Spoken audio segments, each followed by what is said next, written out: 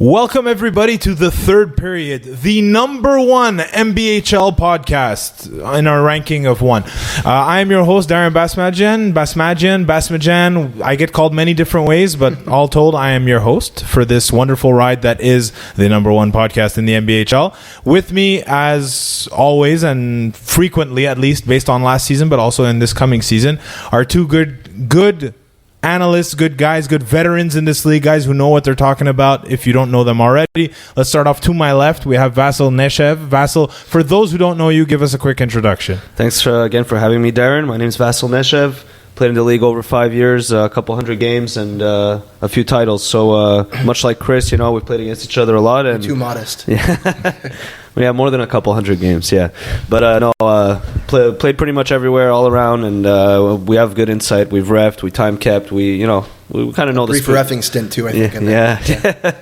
Yeah, only in the fall. Yeah. Before we jump over to Chris, you had knee issues in the past. Last season, when we were talking a bit about it, we were kind of following your rehab. Where are you at now? It's not the past. It's still a big knee issue. It's just now I'm a little bit more mobile. I could jog around. Okay, as a start. I could get on there and essentially power play specialist. If ever you need one, you could give me a call. I do, but we're in a 0.5 league, so I don't think that's going to work out. I still got it. Yeah. Solid play. Yeah. Chris Clément. Yes, sir. Another guy who's very well known in this league. Chris, again, for those who might not know you, introduce yourself. I've played for, I think, just as long as Vasyl. Also refereed in the league, and I've also worked recently as a league manager. So can usually answer a question about a player ranking or identifying players when we're out there. But thanks for having me back. Really appreciate it. Oh, well, you guys keep thanking me, but in reality, we have to thank MBHL management, first of all, for setting us up in this residence. You'll recognize that we're not in the same locale we were last season. We graciously thank the host who is putting us up, who shall not be named. Are we allowed to name you? Yeah? Sean Guerrero. Thanks for the Guerrero residence for putting us up. Commish at Master Control. Yes. All right, I like that. Commish. We have to find some kind of sound cue, though, for that. I don't know what noise a commish, maybe a gavel or something like that. Yeah, that'll be good. Anyways, thank you, Commish at Master Control, who is the one who's controlling the cameras here. Obviously, you see, it's not, we had the two cameras set up last season. We may or may not get back to that, but less about the flash. Let's get more, less sizzle, more steak. Let's jump right into it, guys. This week, we are going to talk about three different leagues. We're going to talk about the B League, the D League, and the F League. And so, just to give these guys bona fides, these two guys are guys who are obviously upper level players. They know a lot of these guys very, very well. Come on, you guys can large majority of them. Yeah, you know what you're talking about here. Shaking my head to upper level players. You've played in upper levels. How about that? Is that better? That's fair. That's more accurate. Okay, good. So I guess technically, so have I. I played it one season in the B, but I don't consider myself. I barely consider myself a player. But anyways, Chris is actually captain a team that won in the higher levels. So there you go. You're okay. I think. I think you passed the criteria. So what we're going to do this week is we're going to, and the next few weeks in other leagues as well, we're going to take a look at some contenders, and we're also going to identify one dark horse each. You guys might agree, you might disagree. That's kind of where the fun comes in. So let's jump right into it right now. Let us start off with the B. Right now we have at the top spot, obviously the season is very young, guys, so I mean when I say the top spot it doesn't mean that much, but we've got the Barracudas, followed by Team Greece, followed by GK Light, followed by Fuel, followed by the VIPs, and the last spot is held by the Sharpshooters. Yep. So, Vasyl, you started us off season 1. Yeah. Started us off season 2. Okay. Give me some. Let's go 2 contenders out of 6. Give me 2 contenders, and then we'll come back down to the dark horses after. Okay, well, going into the season, I assumed it was Barracuda's season to lose. Mm-hmm. Just the roster. They took a few seasons off, but they kept their big stud, Jimmy Sirois, and surrounded him with a lot of veterans, playmaking veterans that just know how to play the game. So I was thinking with a mix of speed and youth and veteran leadership, they should really be top of the pack. But they had a big stumble yesterday. He was telling me they got just shut down completely against Team Greece. Yeah. So Team Greece is going to be my first pick for top spot in this division. Apparently, the big factor for Team Greece was John Vredis. They could not solve him no matter how hard they tried. And there wasn't any offensive talents that stood out. But in this type of division, when you have that kind of goalie that could literally win you the game with a shutout, any game that he shows up, you're going to be one of the top teams for sure. Mm-hmm. So that would be my first pick for a heavy contender.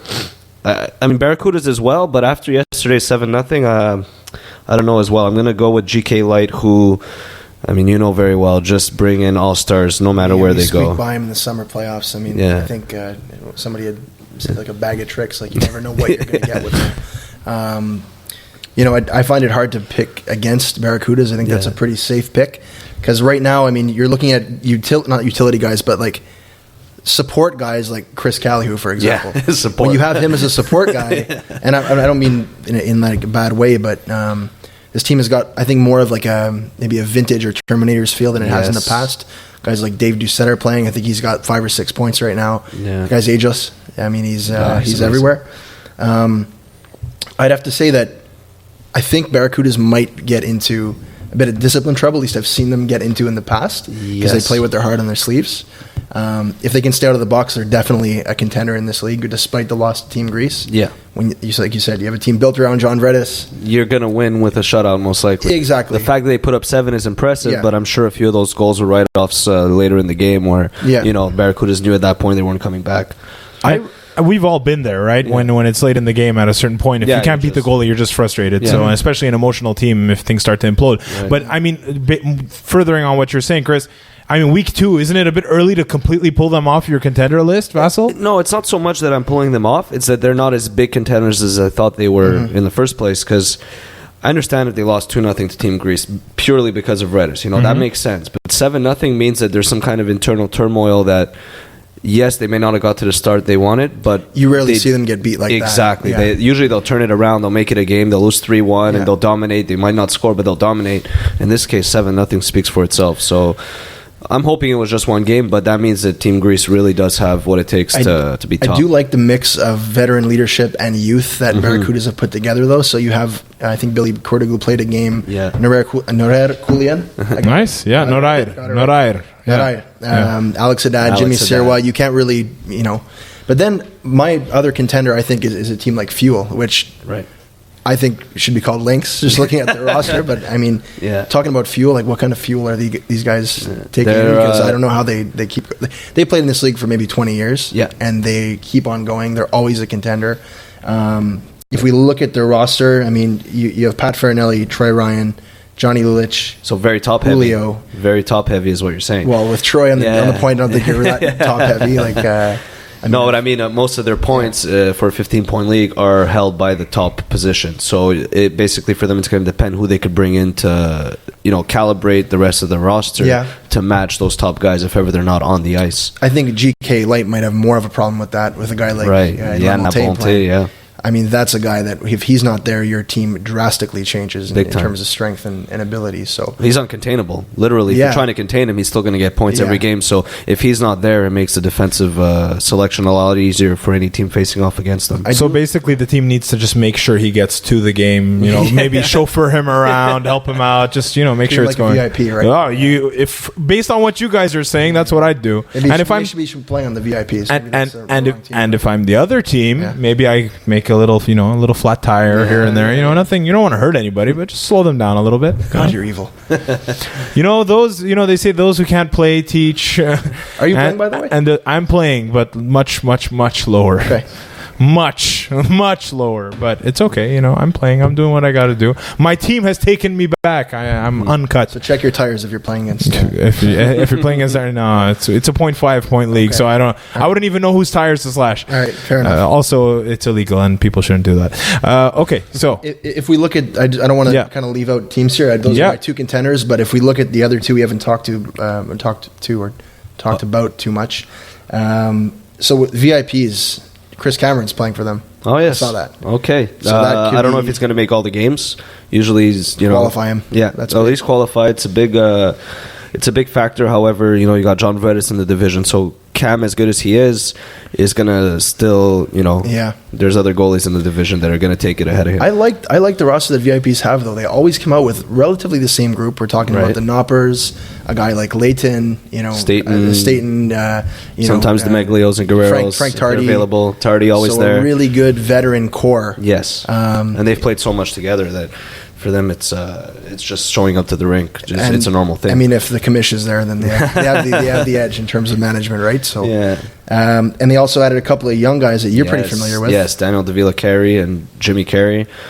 Danny's been all over the place. I mean, since we started talking about him in the summer, everywhere. Every time I go to watch a game or drive my friends to a game, he's there. Either playing before me, after me, warming up. He's just always there, and it's great to see because, like I said, we've seen this kid when he was 17 or 18 in the youth league, and it's just really nice to see someone step up and actually get invited. I mean, we saw him. I think he's in all 3 divisions that we're covering today. Everyone is calling him. Does this mean we're getting old? Yes. At this point, when Sad 18-year-olds feeling, are getting the calls we used to get, it's we're getting there.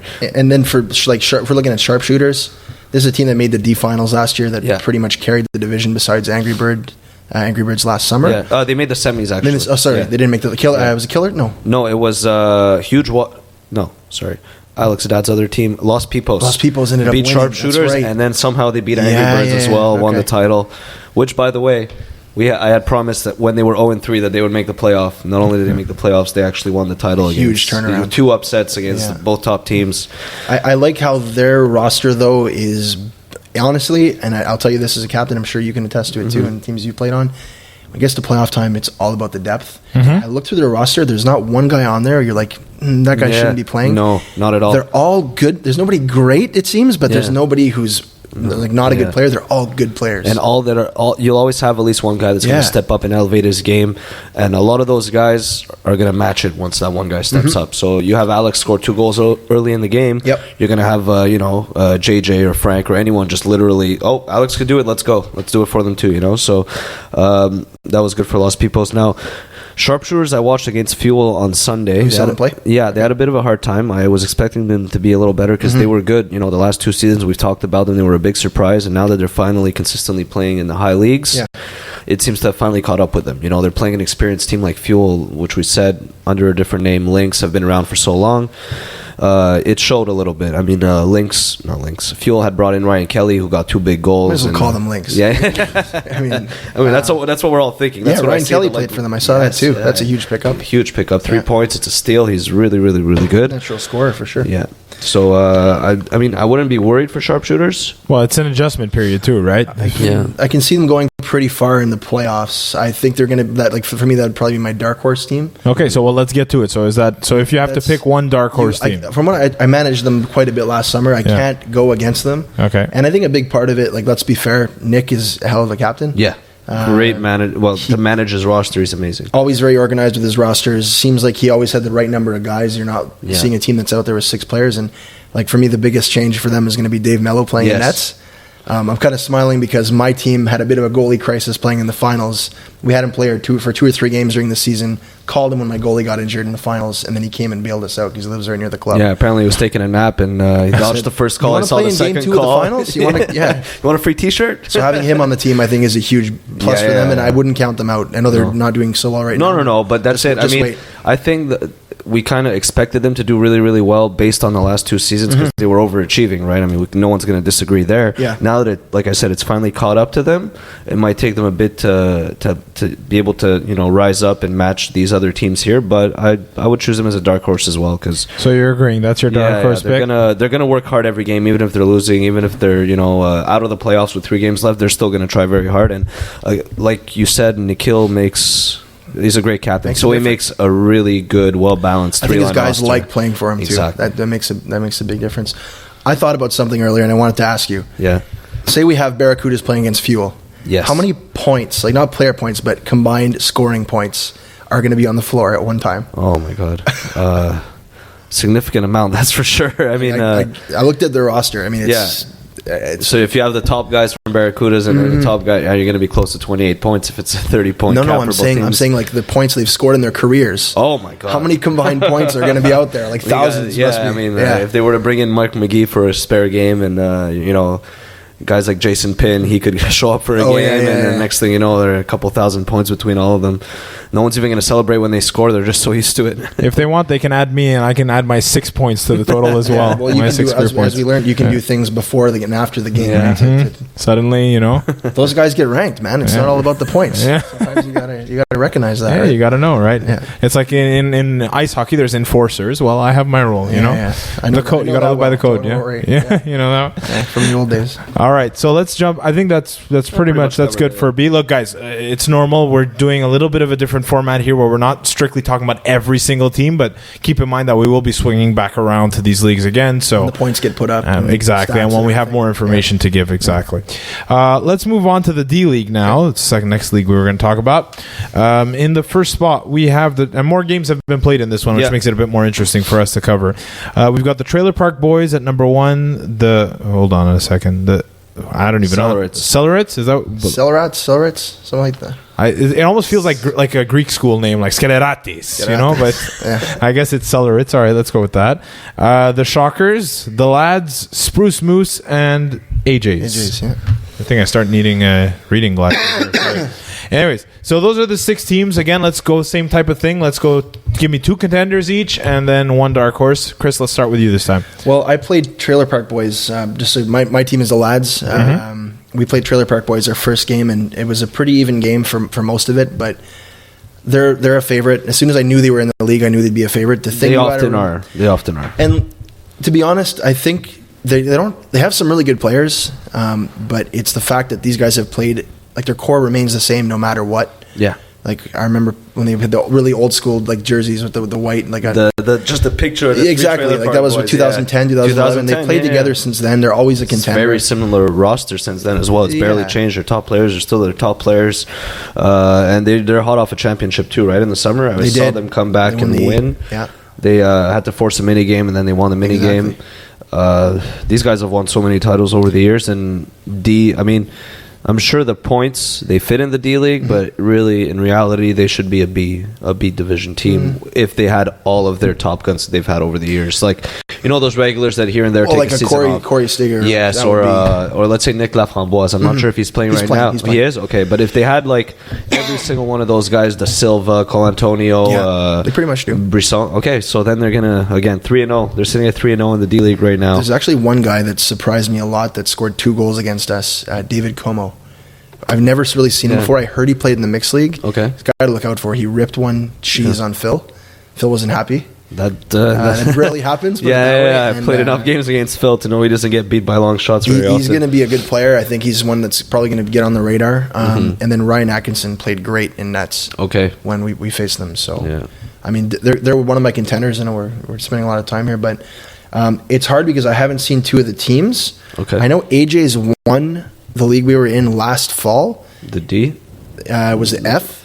It was F last fall. Yeah, with Piranhas, right? Okay, that's the season I got hurt. Yeah, they were doing really well. I believe Joey Kuskuna won the scoring title. Yeah, it's built around him, but you have guys like Carlo Tadeo. Carlo Tadeo is the captain. That guy is so selfless. He will run up and down, back and forth, and if he has an open net, he'll pass it to a guy behind him to put it in. Like that guy, I'm pretty sure he would like to rip the score sheet after every game, not to count the points. He's there to play, lead his team, and win. So another guy who puts a lot of effort in is Justin Pfeiffer. I don't know if you know who he is, but he's kind of came up. I think he was playing with who was it? It was with Rob Porco. Forefathers. He's playing with Forefathers. He was playing with another team with those same guys, and like he's come a long way too. And he's a guy that runs his butt off. Yeah. Every game, so definitely a lot of hard workers there. Yeah. And if someone doesn't neutralize Joey for just one game, he's going to explode. It's over. He's so hard to cover. I've seen him go end to end. They do the play where they flick it over. You can't catch him. You can't catch him. He's so athletic and just such a good nose for the net. And his release, his running wrist shot, it's like he has a longer reach than most people, and that gives him that much more of a release when he goes through. Very, very, very strong and tough to play against. So look for him to be at the top of the scores, that's for sure. So is that your second contender, the AJs? Or based on... To me, that's a dark with horse. what you've seen, To me, that's a dark horse. I haven't played AJs. I'm just going off last time I saw because they're 0-2 right now. Yeah, also, 0-2. So... I played Skelerides or Celerate. We're gonna figure this one out, guys. We're gonna figure it out. We played those guys the other week. We had a really good game. We tied them 2-2. They came out with about 8 or 9 guys and still ran my club, who is 15 guys. So there's some real athletes. 15 on that organized guys, 15 guys that know what they're doing. They know their role. Yeah, exactly. But they had a couple of guys from Puckers who play in a lower league that really I was surprised with playing in this high of a caliber. Like they were pretty dominant players. Okay. I'm talking about Cedric Duba and Samuel Demers. Yes, he's having a To me, their season. best guy though is Billy Cabral. Okay. He's an athlete. He's everywhere on the floor. He got in a bit of a scuffle, and actually one of my guys, and he got actually tossed near the end of the game for roughing it up a little bit. Trevor Harash. Okay. But he was our main threat. Like Phil was always looking for him on the floor. Yeah. He was a really, really good player. Yeah. So I think Sellards could be a good team too. Well, they're undefeated right now, sitting at 2-0-1. I don't see them necessarily being the favorites. I see. Well, give me your two contenders. It's Trailer Park Boys, obviously. Yeah, I mean, you guys spoke about it. Yeah, we don't have more to go. Though you're having a bit of a slower start than usual, I can't disagree. It's always the lads for me too. I mean, structure, experience, and just having played together for so long, those two teams. You guys are similar makeups. It's all friends that everybody knows their role, and strong goaltending, just strong all around, and so many titles between the two clubs that it's hard to go against it. And like I said before, AJ's for me would be the dark horse. The dark horse? Yeah, because they've also won before, a lot of experience, and they show up. I mean, they take it very seriously, but they don't take it that hard when they lose. Like they'll try to regroup and focus hard to win the next game, but they won't let it bring them down. Yeah. You know what I mean? They won't write the season off because they lost a few games in a row. They'll try to come back. I think overall this looks to be a pretty good league. Like despite my team being 0-1-2 or 0-1-2, yeah, you've got 2 ties, 3 games. That's you don't like the ties. Yeah. God, I can't say particularly like them either. As long as they make the playoffs, that's what counts. They have value, I guess. I mean, we can't keep the game going forever, right? Yeah. Otherwise, NBHL goes bankrupt. So, but I like Spruce Moose too.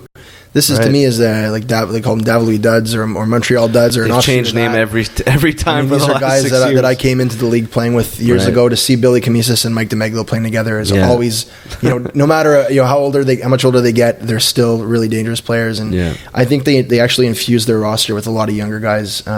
From the Buffalo Shavers. So like Stromberg, Kyle Stromberg, and Ryan Rosenberg. And I'm pretty sure Daniel Davila Carey too, right? And Jimmy Carey. Yeah. It's always interesting to see when you get a bunch of those younger guys mixed. I love it. I love seeing that mix of just young, pure speed and energy, 18 to 23, and then the old guys that have played, won it all, and just there to show up. And basically, in this case, I mentioned it before, Mikey, he basically just loves bringing young kids so they do the running for them, but he teaches them so much by passing them the ball and just everything they need to know to run a team successfully. They're learning it on and off the ice through Mike. I mean, that's always the thing, right, with the younger guys. Either they're going to listen and learn, or they're going to think that they know everything and not listen, and then they won't be on the team the year after, right? Exactly. So, I mean, it can go one of two ways, but when it works, and if it's a guy that they have to respect, you have no choice. You see Mike touch the ball or take a shot and warm up, you're like, okay, this guy knows what I want to be like this guy, so I'm going to listen to everything he says. We're going to play them on Sunday morning. I'm wondering how many guys are going to show up. Young guys aren't as hungover as the old guys. Well, we've been seeing at the club. Yeah, but they're more likely to be hungover. They're more likely, but they'll get that second win a lot better than the 35-year-old. It depends. I don't know. Speaking of youth, we played Shockers our second to last game, and they're not a pushover either. Like these guys can ball. For me, their best player is their goalie Danny Smith. Yeah, he's very strong. I think he made like 25. Friend of the league too, I think, right? I believe he's time kept. Yeah, I think so too. But I think it's a team that you could tell they were getting frustrated when they played us. They have a temper. They're going to need to really kind of realize that this is the way the game is played. I'm guessing there are a lot of ice hockey guys on that team. Just the way they handle the ball, the speed they use. There's a lot of talent involved. That's for sure. Yeah. Their biggest downfall is obviously going to be their temperament, but a lot of skill. Matt Blackman, I've seen him single-handedly go through 3 guys, put it in shorthanded. Barely even celebrates after. It's just normal stuff for him. Yeah.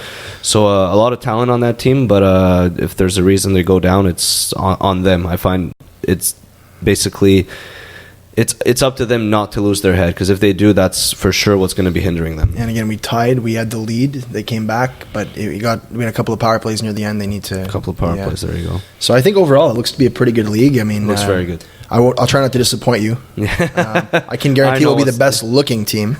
But I don't know if the most winning team. How about that? Well, I don't know about the most winning team in the regular season, but I expect the splash come playoff time like normal. We'll see what we can do. For sure. Well, you got to do your best, Yeah. I mean, what are you going to say? Maybe I'll give you a call. You can help us out. Hey, man, I'm telling you, if you need an offensive presence on the blue line, I am not the one to call. All right, guys. So that's pretty good for the D, I think. I think we pretty much covered everyone that we could. Again, it's super early, guys. So, I mean, I hate to belabor the point, but if anybody's going to come up to us and say, you didn't cover our team or you didn't mention this or anything like that, sorry. we'll do better next time go around. And also send us information because it helps us out. If there's something that we're missing or something that we got wrong, don't just sit there. Type on the emails, which I should have given this out at the beginning, but hopefully you're still listening halfway through. At Vassal MBHL or MBHL Vassal? Vassal at MBHL, I believe. At Vassal MBHL. Mine's at Chris MBHL. At Chris MBHL. That's Chris with a K. Yes, sir. And I play on Los Pollos Hermanos in a Show very up to the low rink league. and bother So me. if you find me there, then you can talk to me. And obviously at MBHL_official, I believe is the official MBHL Twitter handle, and you can always hit them up there.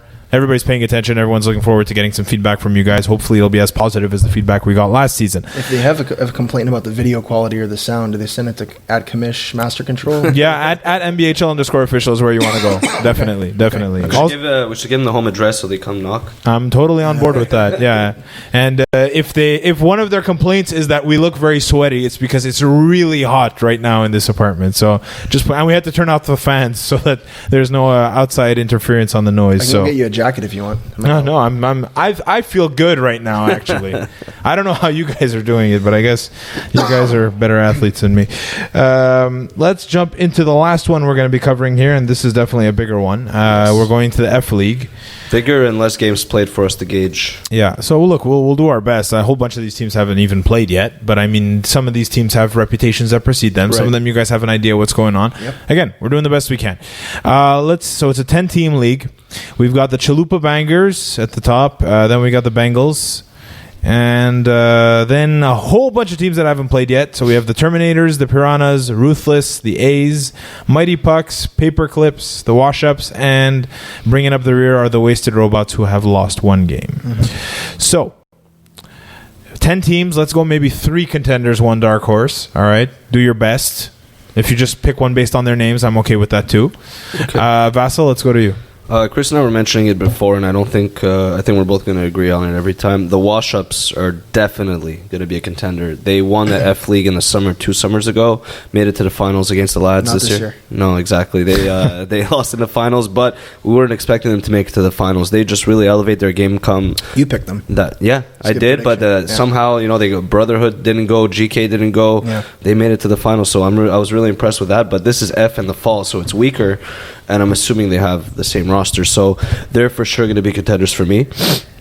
I mean, obviously a few less points because it's not 10 points. Mm-hmm. Yeah, like it is in the summer, there might be a little bit of a roster shift. Yeah, but at the same time, the core stays the same. So that's for sure one of them. Looking at the lineup, it's very hard to always go against Piranhas and Terminators. They're always contenders. Jeff does a very good job. Jeff Howells on Piranhas to always have the best possible lineup he can, and with this many points, he has a lot to work with. Same with Terminators. It's Norm, so he knows all the guys in the league, and again, he just calls whoever could help him out. But I'm gonna go ahead and choose Paperclips as a second, team that I think is gonna go through. Mm-hmm.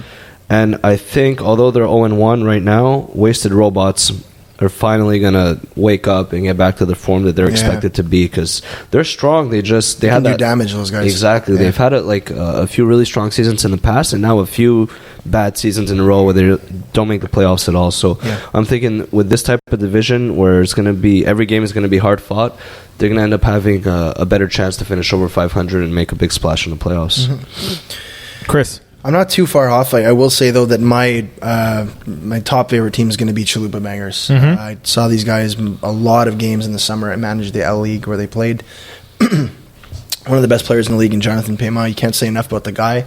He'll take the physical abuse. He played a great level of hockey, and he just seems to put the ball in the net every time. Right. What I've noticed, though, is their surrounding cast keeps getting better and better. So when you get a guy, you build a team around, and then your I don't say weaker, but your mediocre guys start coming up. Mm-hmm. Look out. That's when the trouble starts, Yeah. I also saw that their goalie, Carl Mercier, got shut out the first game, making 25 saves, so no slouch in nets. So I think they'll probably lead the division in the season. They had a couple of bumps along the road in the playoffs, but I think they're going to be a really, really strong team. I got to agree with you with Wash-Ups too. I have a lot of respect for the guys because we just played them. Yeah. And I actually referee them in the winter. Right. A lot of junior AA ice hockey players. Yeah, you could tell those guys are a lot of skill in there. I'm telling you right now, if this were ice hockey, they would lead the A division because they're all amazing ice players. Yeah. I think they're adapting as we go on, and as they play more. And it's nice to see them playing in the fall, because usually they don't play in the fall. No, that's it. It's the first time they do, and I would have expected them to be in a higher division based on what they accomplished summer after summer so far. Yeah, but maybe. Again, maybe they're missing a guy. Maybe they don't have enough points to actually be in the higher. I wanted to say in the semifinals, Anthony Pierrakakos actually broke his jaw. Got hit, and that was a huge loss for them. I don't know if he's going to be playing. Maybe if you're saying the roster's changed a bit, maybe that's one of the guys. 0 games played. I have a hard time. It's tough. Yeah, we don't have the stats anyway. But so they're definitely a good pick. And then while I respect Piranhas and Terminators a lot too, I would think Bengals are going to be my third pick, because they won the N division in the summer, and they look good doing it. Like they look good doing it. They got the new jerseys, that's for sure. But they're the team that hates to lose, and they're a team that they have meetings and stuff. Like the guys aren't afraid to. They all love it. They all live ball. I love that. It's great to see. Seriously, man. It's they take it really seriously, and their goalie Karim Bakhtar-Awad is a guy who's not in terms of his stature, he's not a big small guy, right? But Very he's small. An athlete. The guy makes the saves. You think you have an opening on him, you shoot, and he just snatches it. Next thing you know, he's in the way. Yeah. So he's a big factor for them. And Amon Rai, I believe they have, right? Sorry? Amon Rai? Amon, yeah. Amon's really good. He's going to look at the top 5 scores by the end of it, I'm pretty sure. I think they added, I noted too, they added Kyle Carrier. I saw he played a couple of games from Banana Hammocks. Oh, okay. And then Jesse Seltzer they added too. These are depth guys that are going to only add to their roster. It's hard for me not to say Terminators or Piranhas too, though. Exactly. Every time, you have to bring them up, no matter what. Exactly. Every time I'm not playing against Terminators, I'm so happy, because I played so many seasons against them, and they beat us. Yeah. They're just so patient with the ball, and every chance is a good chance. They don't. A lot of teams will go in and shoot from the corner, and it's just a pure turnover. Yeah. But these guys, they're more methodical with their plays, but they use every inch of the floor. And those teams are kind of exhausting to play against, because you're always chasing the play. Yeah. You'd think if they're slower, they're easy to play, but if you don't have the ball, what use does that do? Exactly. You're just running and chasing and hoping, and if you're not systematic about your defensive approach, if you're not covering, so many times I see people not covering the points. I don't know how many times you have to get burned by that before it fits in, but or you learn your lesson. But I mean, against a team like that, like you said, all they have to do is cycle it around 1 or 2 times, suddenly somebody's opened the slot, goal, and it's in. So, yeah. And they have a pretty steady cast of guys that they bring back year after year. Jeff's a little different in the sense that his core of veterans usually comes back, but I think he really enjoys the challenge. He always piecing a team together, or getting that new player. That new player that's unranked for a season has 20 points for Piranhas, then becomes a 1 or a 2. And he does that every season. He loves finding that one guy and giving him a chance to just excel with all the veterans. I have 2 this year. Yeah. Stu Klein, steal.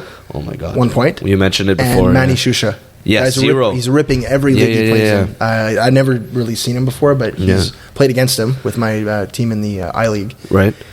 Man, the guy is really good. So a tribute to Jeff in the sense that he's always, I think he really enjoys the challenge, and I can relate to that of piecing a roster. I like to have all my buddies come back. Yeah. And after you've run a team for 20 years, I think part of the challenge becomes, I was at a barbecue with Manny this summer, and he was ecstatic. He was so happy that he's like, man, I'm a 0 now. I get to go play whenever, wherever I want. Look out. He's going to, exactly. I told him, man, it's probably not going to last very long. I mean, look at your stats. Everywhere you play, you play with Jimmy Busais, you're going to get points. It's going to happen.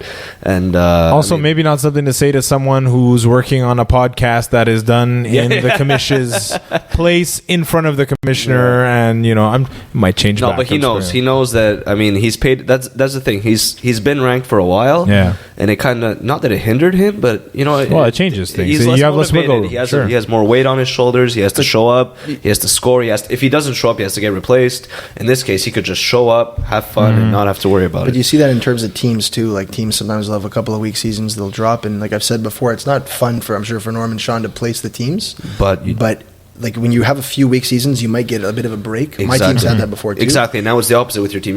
You have a really good one, and you kind of get it. You brought back to earth. It's cyclical. Exactly. So same with the guy like Manny. I think that's just the way it is.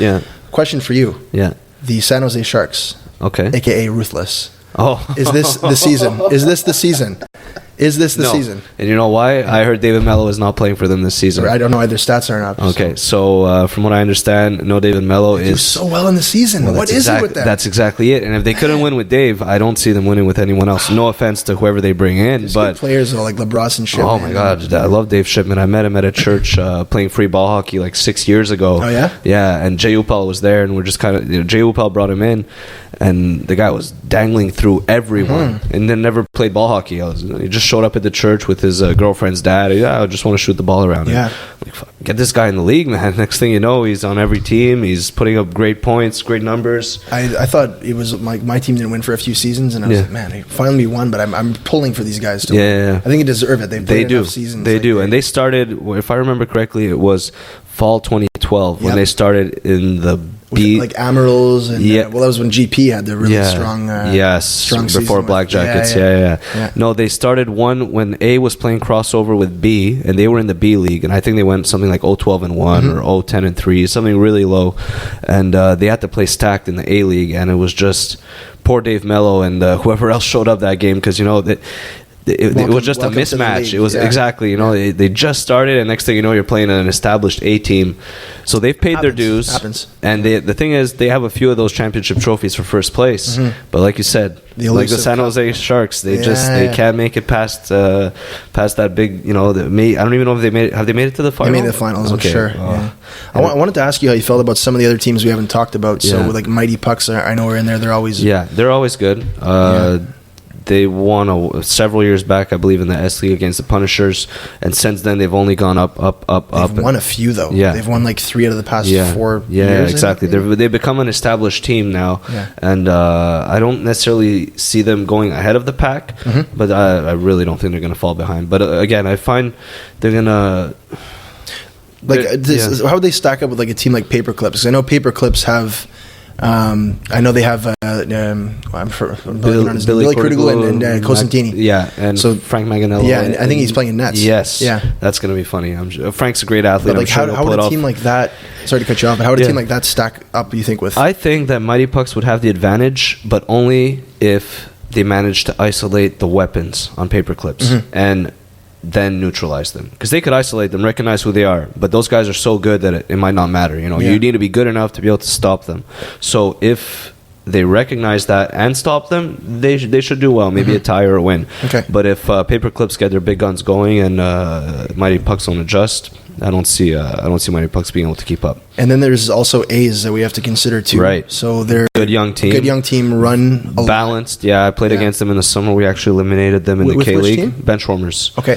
Yeah, we eliminated them in the K League in the first round in the quarters. Yeah. Good team. They have Isaac Jenny, I believe, where their top scorer was in the summer, and he had a strong season. I just don't see him matching up that well against the other top forwards that are in this league. Like guys from Eric Washups and- Eric Donliner yeah. from Washups, or any top forward that's Stu Klein on Piranhas, or any top forward on Terminators. Like he's not going to be as good as those guys, but they're overall well rounded. So hopefully, a few other guys could step up. I've said it before though, like a team like A's or Mighty Yeah. Pucks or Paperclips, maybe Yeah. a younger, quicker team, like playing a team like Piranhas or Terminators. or Terminators. It's always interesting to see how the younger, quicker teams. To me, it's all about ball control. If you can Yeah. get the ball off those guys and keep it, then you have a then chance. they're running after you. Then Yeah. that drastically changes the dynamic of the Exactly. game.